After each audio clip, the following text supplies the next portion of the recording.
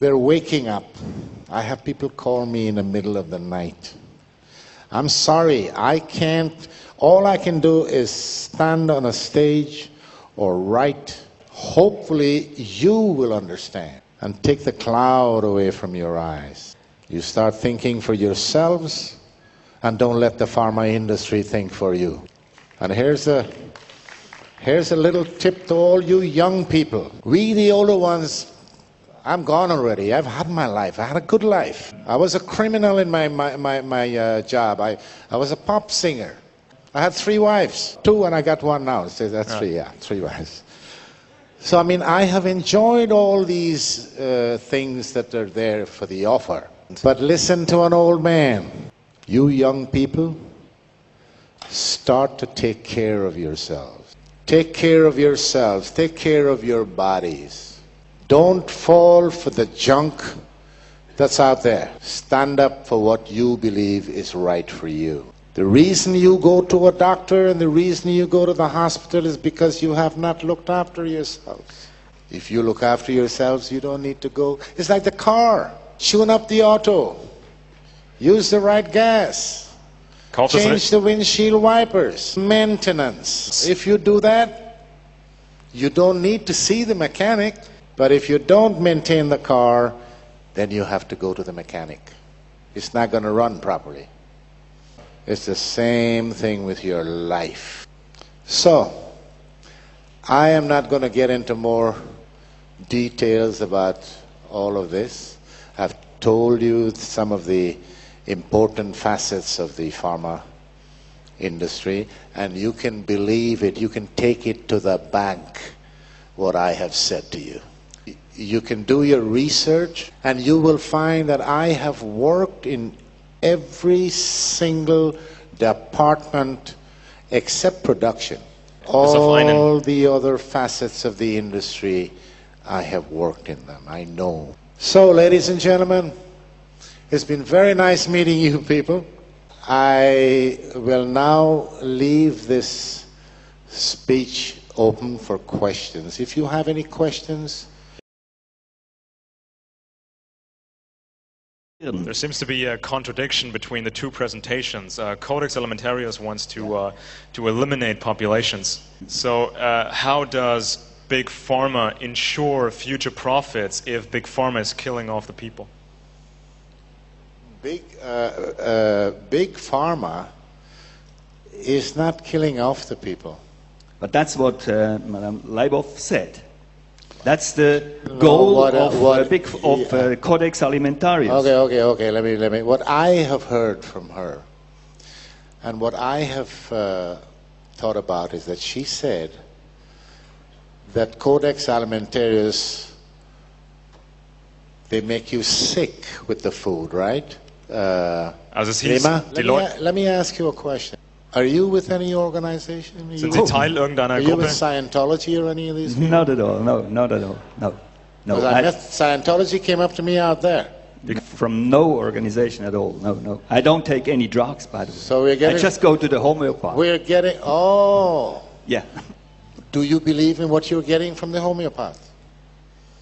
I think it works. I started only a year ago, I guess. Yeah. It works. It works. And you know, I agree with you in that the pharma industry is mostly here for making money, and I agree with your things that they. Rima, you talked about some key individuals who started not just Codex but started modern medicine, and I mean, it seems to be a contradiction. Well, what happens if the pharmaceutical industry kills off all the consumers? Well, here comes in the people above the industry. It seems confusing and contradictory on the face of it, and I wanted to make 2 comments. So I'm very glad that you asked that question.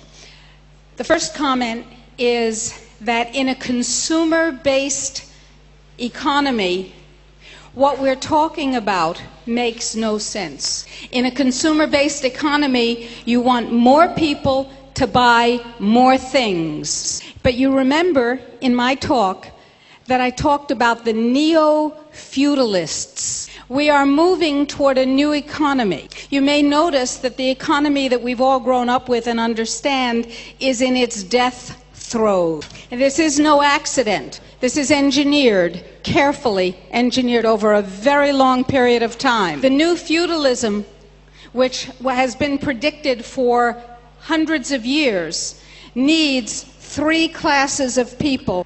The new feudalism, as defined by the new feudalists, needs, first of all, the neo-aristocrats. The second class is their servitors, their servants, their serfs. And the third class is their technicians. In their insane planning, that comprises about 10% of the world's current population. Now, if they have their way, and I have treated, as a physician, I have treated a reigning monarch who explained that this was the plan that she was raised with. She was not a young woman. And the plan is underway. We have the power to stop it. I wanted to make one other point, and that was about what you were saying, John. In the United States, and you know that very often bad things come from the United States and spread to Europe and the rest of the world. In the United States, there was a law enacted which was signed into law by the twice unelected President of the United States, George Bush. Yes. That law is called the New Freedoms Initiative. The New Freedoms Initiative, signed into law in November 2004, says the following. It says every child in the United States, including unborn children, must be screened for mental illness. This was a study done by the George Bush's Institute for Mental Health in Texas. That's right. Which was built by Eli Lilly and Company.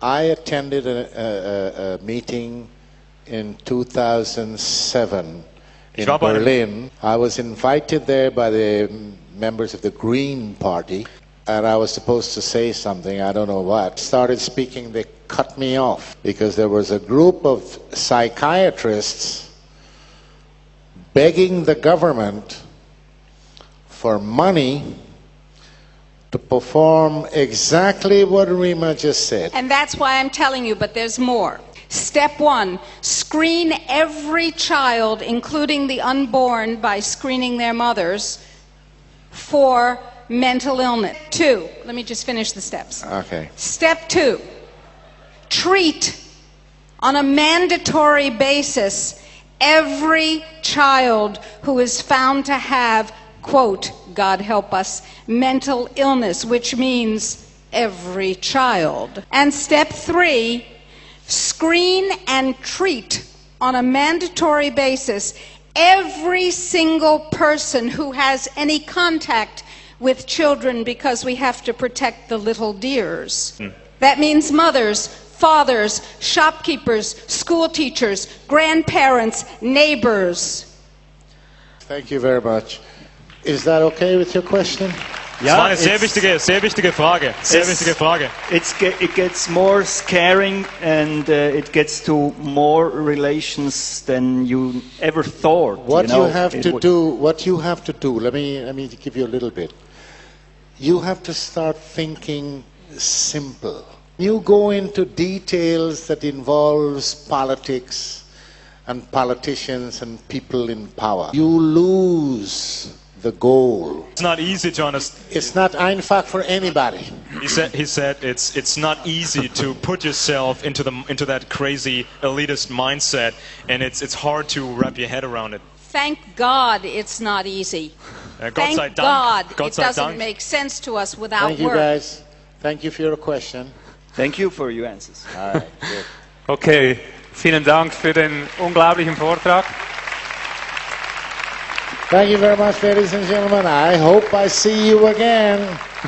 Ich hoffe. Oh, don't forget, the book is on sale over there.